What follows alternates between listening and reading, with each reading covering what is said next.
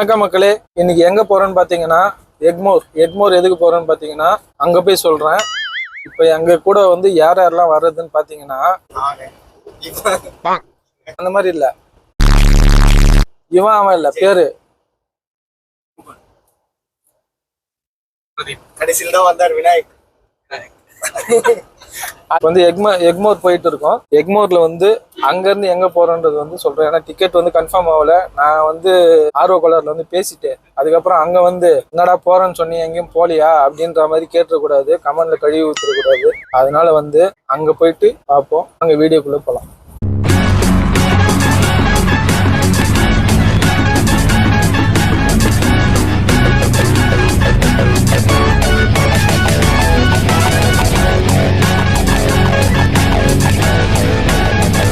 Okay மாமா, நான் சொல்றது கேளு. என்னப்பா? மாமா, நான் இவனையும் மாமா தான் மாமா கூப்பிடுவேன். மாமா புரியுதா? புரியுது மாமா. இல்லப்பா, இப்ப சொன்னது வந்து எனக்கா இல்ல வந்து அவனுக்கா? இல்ல மாமா, டே மாமானா இந்த மாமா, சொல்லுங்க மாமானா தான் அந்த மாமா. இது டே நைட் வேற இருக்கா? இப்ப வந்து சொல்லுங்க மாமா அப்படின்னு சொன்னா ஏன் மாமா, டே மாமானா ஏன் மாமா. ஆமா, இப்ப கூட இது வந்து யார்கிட்ட சொல்ற கன்ஃபார்ம் பண்ணு. என்கிட்ட தான் நான் சொல்றேன். இல்ல ராஜேஷ் மாமாவா? நீங்க மாமா 1 மாமா 2.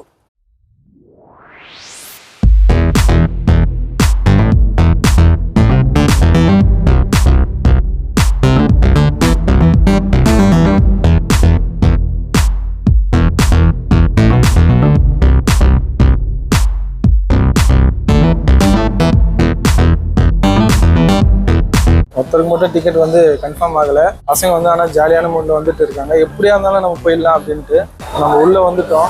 உள்ள வந்து இதுக்கப்புறம் அப்படியே போயிட்டு டிக்கெட் எங்க கிடைக்குது என்ன எதுன்னு பார்க்க வேண்டியது. அந்த சோடு டிக்கெட்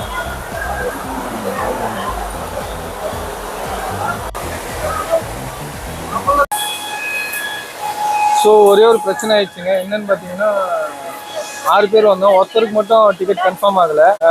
அது இங்கே வந்து கேட்டோம். அவங்க வந்து இதுக்கப்புறம் வந்து கன்ஃபார்ம் ஆகாது அப்படின்னு சொல்லிட்டாங்க. டிக்கெட் கவுண்டர் கீழே இருக்கு இறங்கி. சரி என்ன பண்ணிட்டோம்னா வந்து ஒரு அன்ரிசர்வ்டு டிக்கெட் வந்து எடுத்துட்டோம். 265 ரூபா, 265, ஆமாம் 265 ரூபா சொன்னாங்க. அது வந்து அவங்க என்ன சொன்னாங்கன்னா வந்து நீங்கள் உங்களுக்கு கன்ஃபார்ம் ஆனதுல வந்து நீங்கள் அட்ஜஸ்ட் பண்ணிட்டு தான் போனோம் அப்படின்னாங்க. எங்களுக்கு ஓகே, எங்கள் டிடிஆருக்கு ஓகேவா அப்படின்னு சொன்னால் அது நீங்கள் வந்து அவங்க இதெல்லாம் பேசணும் அப்படின்னு சொன்னாங்க. இருந்தாலும் பரவாயில்ல அப்படின்ட்டு வந்து டிக்கெட் வந்து வாங்கிட்டோம். போகிறோம். போய் என்ன ஆக போகுதுன்னு தெரியல. அங்கே போய் பார்ப்போம் வாங்க. எப்படி இருந்தாலும் போய் தான் ஆகணும். ஒரு வழியாக வந்து பிளாட்ஃபார்மை கண்டுபிடிச்சிட்டோம். 7ஆம் நம்பர் பிளாட்ஃபார்மு. இங்கே தான் 7. இங்கே தான் சொல்லியிருக்காங்க. சில டைமில் வந்து மாறும் அப்படின்றாங்க. மக்களை பாருங்க.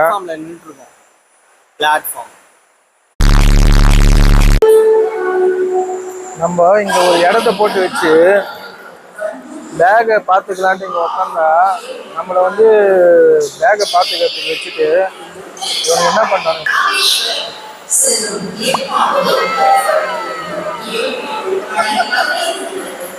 இங்க வந்திருக்கோம் வர்க்காலா. நம்ம எப்ப கிளம்பணும்? காலையில நேத்து ஆஃப்டர்நூன் நேத்து ஈவினிங் ஒரு சக்தி நாடக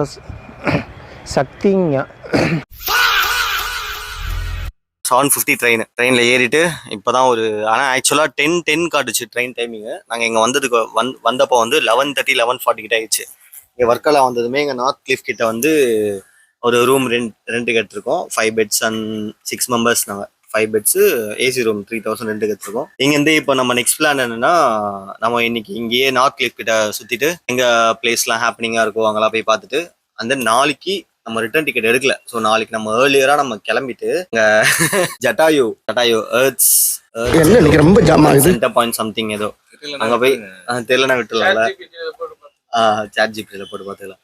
அங்க போய் எர்த் சென்டர் பாயிண்ட் நம்ம அங்க போய் பார்த்துட்டு ஜட்டாயு பார்த்துட்டு அதுக்கப்புறம் அங்கிருந்தே கொல்லம் ஜங்ஷன் போயிட்டு ஜங்ஷன்ல இருந்து ட்ரெயின் ஏறணும்னா நம்மளுக்கு ஈஸியா ட்ரெயின் சீட்ஸ் அவைலபிளா இருக்கும். 2 பேர் வந்து ரிட்டர்ன் டு பெங்களூர், 4 பேர் வந்து ரிட்டர்ன் டு சென்னை.